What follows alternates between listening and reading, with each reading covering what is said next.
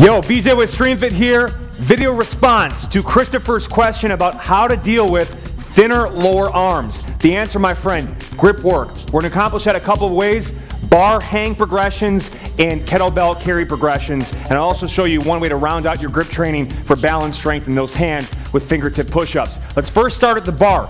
So the basic hang, we can grip overhand, neutral, underhand, mixed. But for most purposes, it's good to start overhand to build that grip strength and really challenge the rear shoulder. You start with 2 arm hangs, usually about shoulder width apart.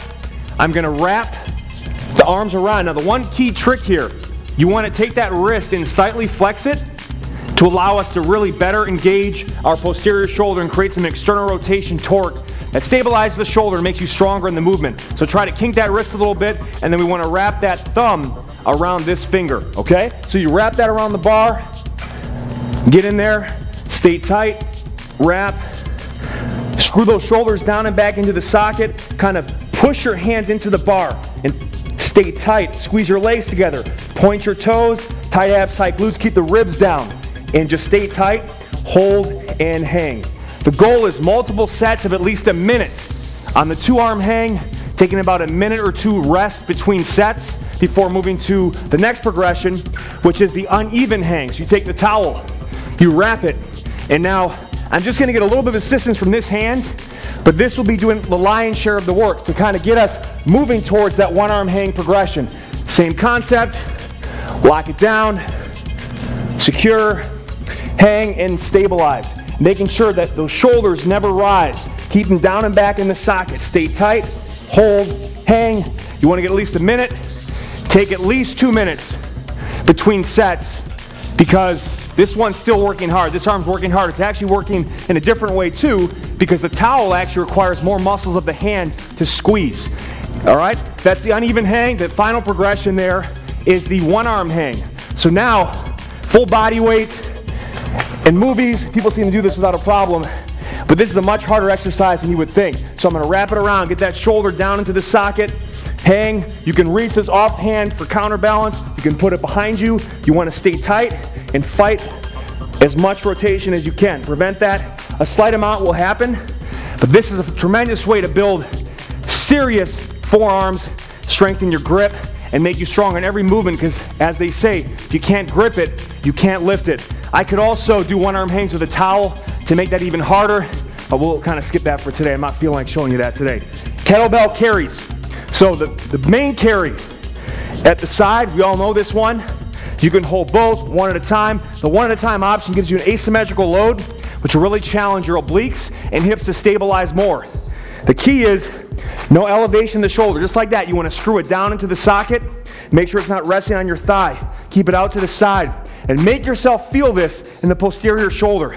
Don't let yourself tilt. I always like to start with kind of the standing plank version of this. Feet together, squeeze your legs together, squeeze your glutes, keep the ribs down, brace your abs, screw the shoulders into the sockets, stay tight and hold. I can add the walking version. All right, obviously you can do it with 2 hands as well. The bigger challenge to your grip, a lot of times it's hard to access really heavy weights. Obviously you can get crushed with like a 100-pound kettlebell on this, but it can be tough to find those at home or in a gym or whatever else. We go bottoms up carry. So what you're gonna do, a couple ways you can get into this position. Easiest one, secure it, pick it up, and now you gotta really squeeze your forearm hard to stabilize in this position. It's gonna wanna tilt, have a fingertip ready to assist, but this will really help build up your biceps and your grip, get those forearms into firearms in no time. You could even do movements like overhead presses from that bottoms up position. All right, this will really challenge your grip in a serious way. Finally, we can't just work our forearm flexors, we gotta also work the extensors in those fingers. So we go with the fingertip push-up. Now, in this situation, you might want to start on the knees or hands elevated. Even against the wall is a great place to start. It's called fingertips. They're actually on the pads of your fingers. You want to make sure the fingers are outstretched and straight. Start with plank versions, just holds at the top before you do repetitions. 30 to 60 seconds, a couple sets to finish off will be a great way to end your grip workout. You're going to stay tight, lock it down, and try to crush your fingers to the floor. Don't let them bend, keep them straight, and then I can progress into doing the fingertip push-ups. In general, because of the fact that the fingers are very delicate muscles, If you're going to do the actual repetitions, focus on strength, focus on 3 to 5 reps at a time, and progressing through the push-up as you normally would on your hands, one leg, feet elevated. If you dare, handstand push-ups. But again, you want to have balance strength in those hands. Bar hang progressions, kettlebell carry progressions, round out with fingertip push-ups. You've still got problems with your forearms. Eat your spinach. It worked for Popeye. BJ Gador, we'll see you next time. Become a free member at streamfit.com.